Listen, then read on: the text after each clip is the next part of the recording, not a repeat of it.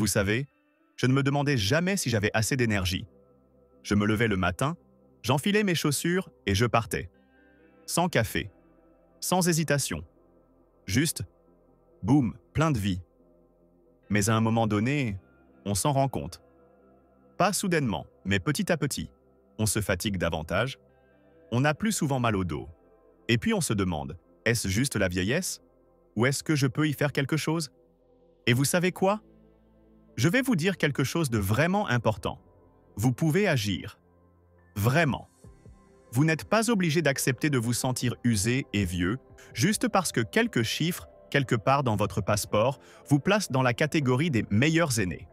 Aujourd'hui, on va discuter un peu, vous et moi, de 10 choses que j'ai apprises pour retrouver mon énergie. Et il ne s'agit pas seulement de retrouver de l'énergie au quotidien, mais aussi de cette sensation de revivre. Cette sensation d'être en pleine forme, vous savez? Quand on se réveille le matin et qu'on se dit « c'est une bonne journée ». Alors prenez une tasse de thé ou ce que vous voulez, asseyez-vous et laissez-moi vous dire ce qui aide vraiment. Vous savez, l'une de mes premières révélations a été de réaliser que mon corps ne supportait plus tout ce que je lui mettais sous la dent. Je me disais « oh, une part de gâteau par-ci, une pizza tard par-là, et puis quoi ?» Mais ensuite, ce coup de mou constant de l'après-midi arrivait. J'étais assis là vers 15 heures et j'avais l'impression qu'on me pesait des poids sur les épaules. Et puis j'ai essayé. J'ai mangé en pleine conscience pendant quelques semaines. Plus de légumes frais, moins de sucre. Franchement, ce n'était pas sorcier. Mais après quelques jours seulement, boum, plus d'énergie. Pas cette énergie nerveuse qu'on ressent après un excès de café, mais un regain d'énergie calme et claire. Je me sentais plus légère, plus fraîche. Et le meilleur dans tout ça, j'avais les idées plus claires. J'avançais plus vite et je me concentrais mieux. C'était comme si quelqu'un avait ouvert la fenêtre, vous voyez? De l'air frais entrait et ma vieille léthargie s'en échappait. Puis est venue l'étape suivante. L'exercice. Vous vous dites peut-être, « Ah, l'exercice? À mon âge? Je ne veux pas me fatiguer en faisant du yoga. » Rassurez-vous, moi non plus. Mais j'ai commencé à faire une petite promenade tous les jours. Sans plan, sans objectif. Juste dehors, au grand air, un peu de soleil, un peu de nature. Au début, c'était difficile. J'étais vite essoufflé et mes genoux commençaient à me faire mal. Mais j'ai persévéré. Et vous savez quoi? Ma circulation sanguine m'a remercié, et mon moral aussi. C'était comme si chaque cellule de mon corps me disait « Enfin, tu fais quelque chose pour nous ». Et en prime, j'ai mieux dormi. Et croyez-moi, quand on dort mieux, on se sent automatiquement 10 ans plus jeune. Peut-être même plus. En parlant de sommeil, je dois vous dire ceci. J'avais l'habitude de regarder la télévision tard le soir, puis d'aller me coucher, de jouer avec mon téléphone, et de me demander pourquoi je me réveillais épuisé le lendemain matin. J'ai alors instauré une règle très simple. Plus d'écran pendant 1 heure avant d'aller me coucher. À la place, un bon livre ou une musique douce.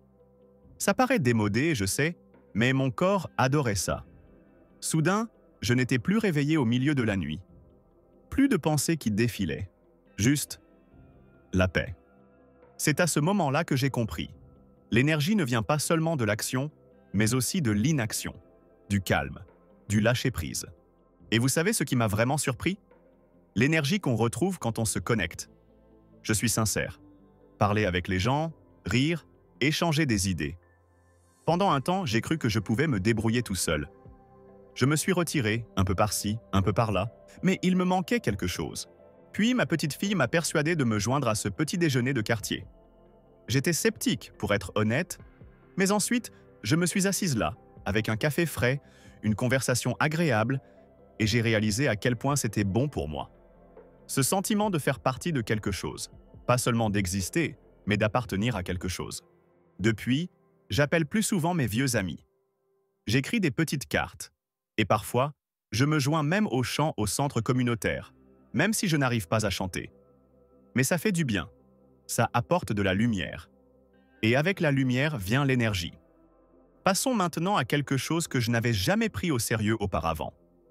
La respiration. Ça paraît étrange, non? Mais respirer. Respirer correctement. Ça a changé ma vie. Je n'avais aucune idée à quel point ma respiration était superficielle, jusqu'à ce que je me retrouve à un cours de méditation. Oui, vraiment, moi, à un cours de méditation. et que j'apprenne à respirer profondément. 10 minutes par jour. Inspirez profondément. Expirez profondément. Fermez les yeux. Et soudain, il y avait de l'espace dans ma tête, dans mon corps. Pas de précipitation, pas de pression intérieure. Juste la paix. Et avec la paix vient la force. Si simple, si puissant. Et puis il y avait cette chose qui me semblait au départ un gadget. Prendre une douche froide. Pas vraiment, rassurez-vous. Je ne suis pas folle. Mais à la fin d'une douche chaude, laissez simplement couler de l'eau froide sur vos épaules pendant 10 ou 20 secondes. Au début, j'ai cru que j'allais paniquer. Mais au bout d'une semaine, ça m'a manqué de ne pas y aller. Ça réveille, ça revigore. Et d'une certaine manière, on se sent plus courageux après, comme quelqu'un qui ne se laisse pas décourager si facilement. Et honnêtement, ce sentiment à lui seul vaut 10 ans de moins. Une chose que je veux vraiment vous encourager à faire, c'est d'arrêter de vous comparer constamment. Je l'ai fait pendant des années. Je me disais toujours, j'étais meilleur à ça avant. Les autres de mon âge sont plus en forme. Je suis en retard. Mais vous savez quoi? C'est absurde. Franchement, chacun son rythme, son chemin. J'ai appris à me féliciter pour les petits pas en avant, pour chaque jour où je me sens bien, pour chaque sourire que j'offre. Cela me donne de l'énergie. Pas ce constant « je devrais faire plus », mais un affectueux « je suis en route ». Et je vous le dis aussi, essayez quelque chose de nouveau de temps en temps. Quel que soit votre âge. J'ai commencé à peindre à 67 ans. Pas très bien, mais j'ai adoré.